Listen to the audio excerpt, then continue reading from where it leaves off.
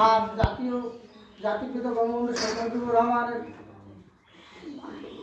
জন্মদিন এবং জাতীয় শিশু দিবস উপলক্ষে আলাদানে ফেলে জাতীয় মাদ্রাসা অর্থ মাদ্রাসা ছাত্রশিক্ষক বৃন্দ এবং প্রান্তীয় ছাত্রছাত্রীবৃন্দ সবাইকে জানাই শুভেচ্ছা।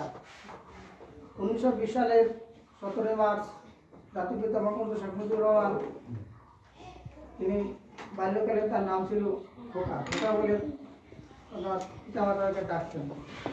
তিনি বাল্যকালে ছিলেন খুবই মেধাবী এবং রাজনীতি প্রজ্ঞা।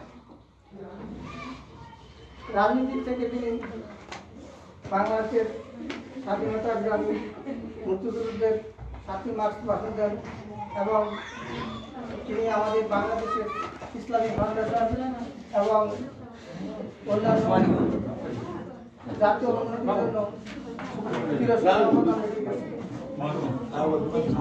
আমরা তার